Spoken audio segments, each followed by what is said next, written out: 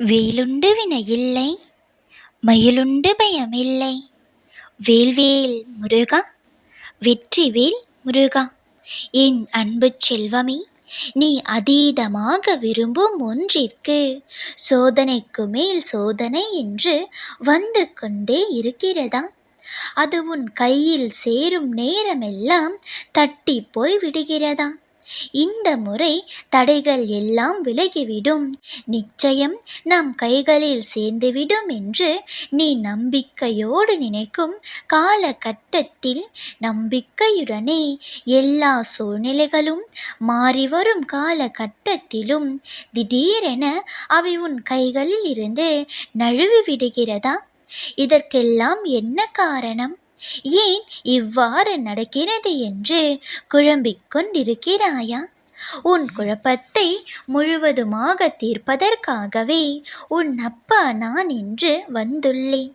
இப்பொழுது நான் சொல்வதை முழுமையாகவும் கவனத்துடனும் கேள். நீ என்னை முதல் முறையாக நாடி வரும் பொழுதிலிருந்தே எல்லாம் உன் வாழ்வில் சரியாக நடப்பதை போன்று மகிழ்ச்சியுற்றாய். கொஞ்சம் கொஞ்சமாக என் மீதான நம்பிக்கை அதிகரித்து நாளடைவில் என்னை நீ சரணாகதி அடைந்தும் விட்டாய். ஆனால் சரணாகதி அடைந்த பின் என்ன நடக்கும் என்பதை சொல்கிறேன் கேள். என்னை நீ சரணாகதி அடைந்த பின்பே உனக்கான சோதனைகள் ஆரம்பித்து விட்டதாக நீ நினைக்கிறாய். உண்மைதான் தங்கமே, சோதனைகள் என்றே அதை நீ வைத்துக்கொள். நீ எதை அதிகமாக விரும்புகிறாயோ அதற்கு தான் முதல் சோதனைகள் வரும். உன் வாழ்வில் நீ விரும்பிய ஒன்றிற்கே சோதனைகளை நான் தருவேன். என்ன முருகா இவ்வாறு கூறுகிறீர்கள் என்று மீண்டும் குழம்பிக் கொள்ளாதே.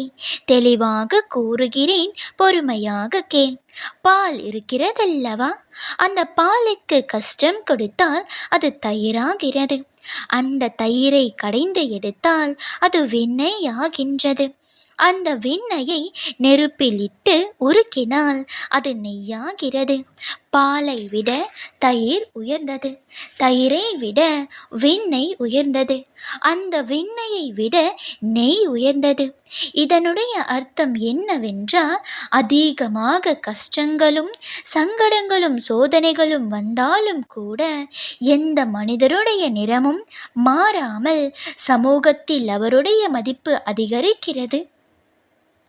பால் என்பது ஒரு நாளைக்கு மட்டுமே பயன்படுத்த முடியும், பின்பு அது கெட்டுப்போய் விடும். பாலில் ஒரு சொட்டு மோர் விடும் பொழுது அது தயிராகிறது. அது இன்னும் 2 நாட்களுக்கு கெடாமல் இருக்கும். தயிரை கடைந்து எடுக்கும் வெண்ணெய் என்பது இன்னும் 3 நாட்களுக்கு அப்படியே இருக்கும். வெண்ணெயை கொதிக்க வைத்து எடுக்கும் நெய்யானது ஒருபோதும் வீணாவதில்லை.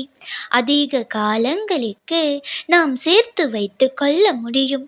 ஒரே நாளில் கெட்டு போகும் பாலுக்குள் ஒரு பொழுதும் கெட்டு போகாத நெய் ஒளிந்திருக்கிறது. நான் உன்னிடம் சேர்க்க விரும்பும் கருத்தை புரிந்து கொண்டாயா?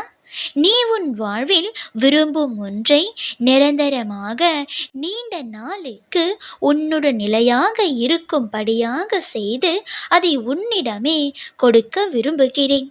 நீ விரும்பிய ஒன்றை நிரந்தரமாக்குவதற்காக தான் இத்தனை சோதனைகளை சந்தித்து கொண்டிருக்கின்றாய். சோதனைகள், தடைகள், தடங்கல்கள் என்று எதுவுமே இல்லாமல் நீ விரும்பியதை விரும்பியவுடன் பெற்று கொண்டால் அது நிலைத்திருக்காது. இத்தனை சோதனைகளையும் கடந்து பெறும் அது நிரந்தரமாக இருக்கும். உன் வாழ்வில் நீ மிக அதிகமாக விரும்பிய ஒன்றிற்கு சோதனைகள் வந்து கொண்டிருந்தால் அது உனக்கு கிடைக்கப் போகிறது என்பதை தெளிவாக புரிந்து கொள். அது உன்னிடம் நிலையாகவும் நிலைத்து நிற்கும் என்பதையும் உணர்ந்து கொள். நிச்சயம் நீ விரும்பியதை நான் உனக்கு ஆசீர்வதித்து கொடுப்பேன். நம்பிக்கையோடே இரு. யாமிருக்க பயமேன். வேல்வேல் முருகா, வெற்றிவேல் முருகா.